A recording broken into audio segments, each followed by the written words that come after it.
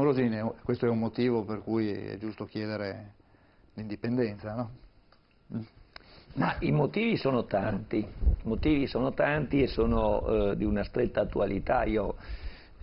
Sì, è giusto partire da una riflessione che guarda a quel periodo, nel 91-92 in particolare, considerato come il momento della fine della Prima Repubblica.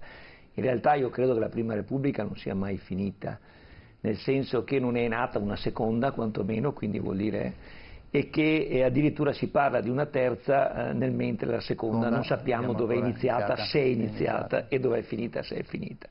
In realtà in Italia c'è una situazione dove tutti hanno tratto beneficio, dove molti hanno vissuto di illegalità, parlo di organizzazioni partitiche e politiche, e in questo senso con una visione storica, quindi lontana dagli schieramenti di allora, dovremmo dire che Craxi ha detto una verità in qualche modo.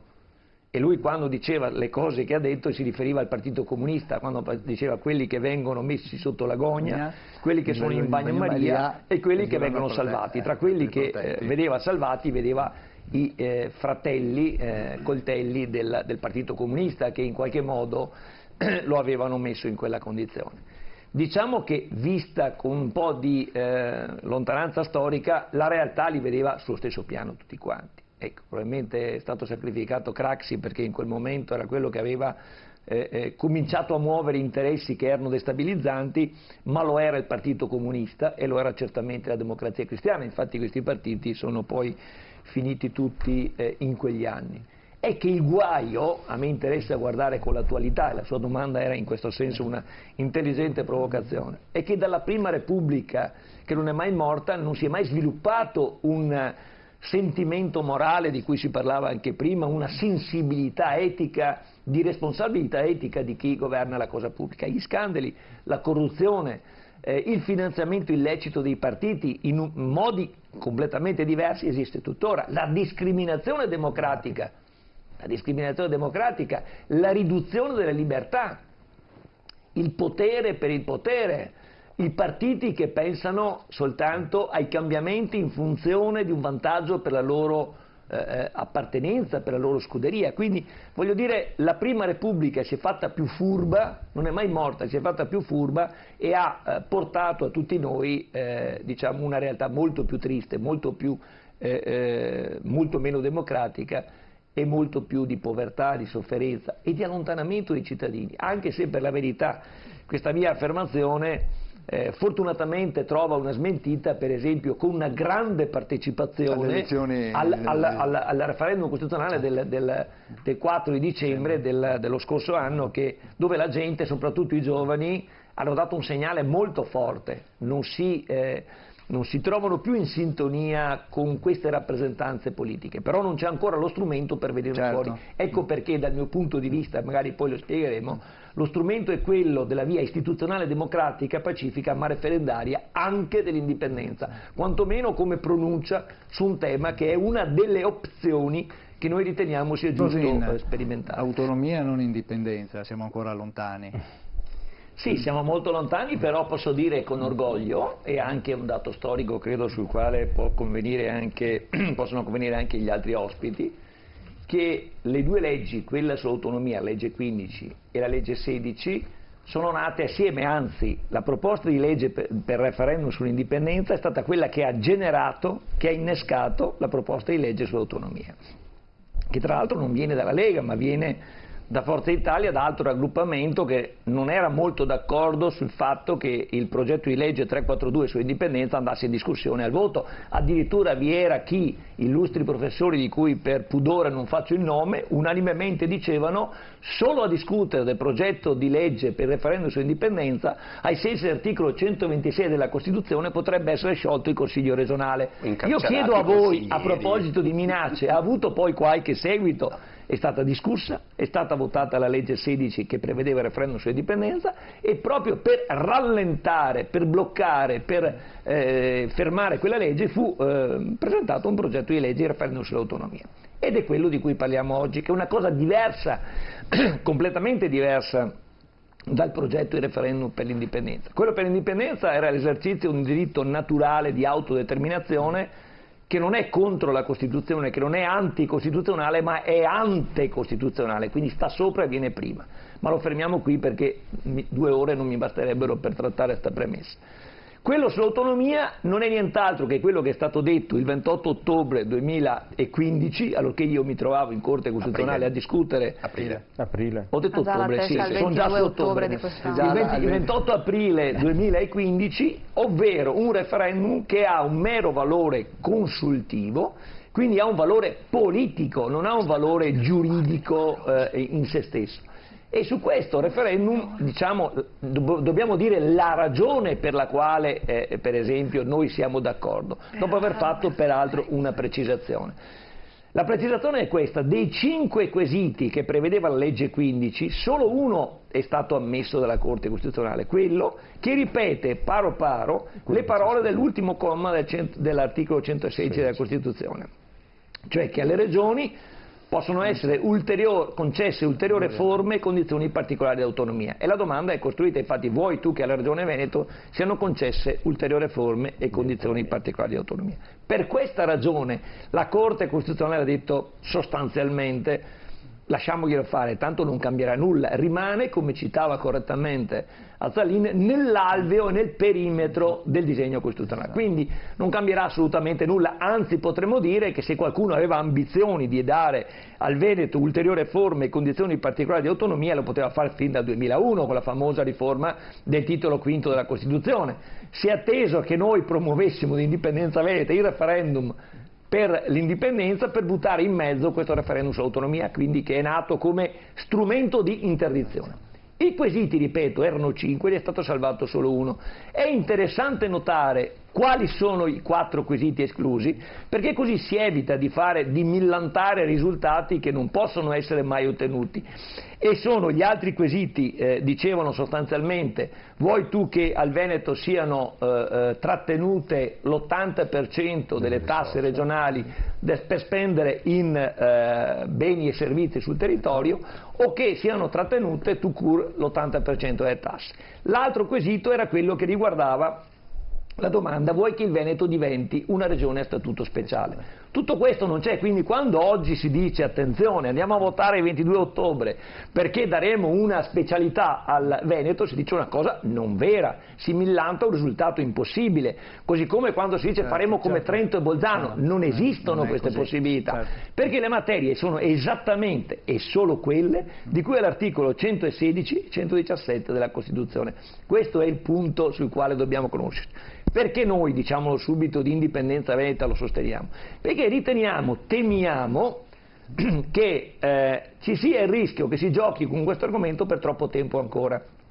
E comunque siamo convinti, e questa è l'osservazione a mio parere più pregnante, che mai lo Stato potrà dare concreta attuazione a questa richiesta di competenze e di risorse, evidentemente, sulle materie previste al 116 e 117, perché deve essere fatto con legge dello Stato, quindi non con legge della Regione, all'esito della trattativa, votata a maggioranza assoluta dei componenti, non delle 2 Camere. Quindi vuol dire che non avverrà mai.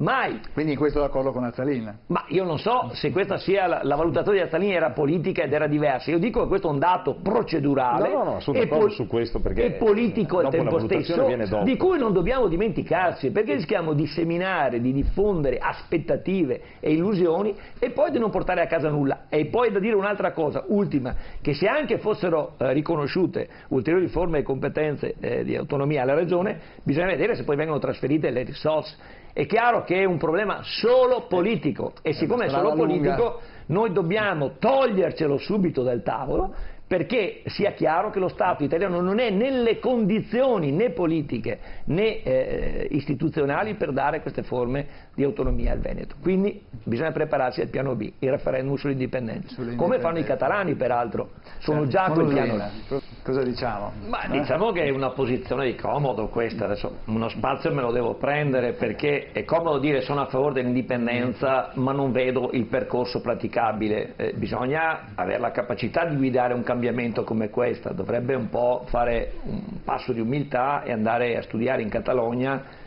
l'attività che stanno facendo l'attuale presidente Puigdemont o prima Artur Mas, dove il concetto è quello a cui accennavo prima, che è l'esercizio del diritto di autodeterminazione per una realtà, quella catalana, in un contesto diverso, ma molto simile, quella veneta, dove, si parlava prima, c'è stata un'esperienza di autogoverno, di sovranità, di indipendenza durato 1100 anni, quindi una cosa già sperimentata, già vissuta in questo territorio.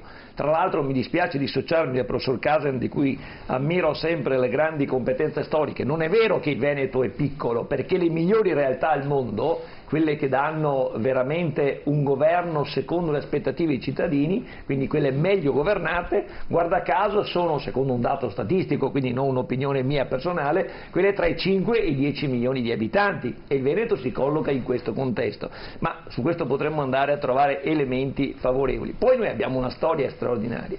Vede, il problema del richiamo che Zaia fa all'esperienza scozzese non c'entra molto, perché la Scozia oggi ha avuto la possibilità di contrattare con Londra un referendum, la possibilità di celebrare un referendum sull'indipendenza, perché Londra è evidentemente una realtà più democratica di Roma, ma anche la Corte Costituzionale italiana avrebbe potuto essere, diciamo, più aperta, con un'interpretazione più democratica, più coerente col diritto internazionale per esempio dell'articolo 10 della Costituzione, che dice testualmente che l'ordinamento giuridico italiano si conforma alle norme del diritto internazionale generalmente riconosciute, e tra questi, articolo 250 della Carta dell'ONU, vi è il diritto all'autodeterminazione dei popoli, che è un diritto che è anticostituzionale, che viene prima, sta sopra, non anticostituzionale. Andiamo a leggerci cosa hanno scritto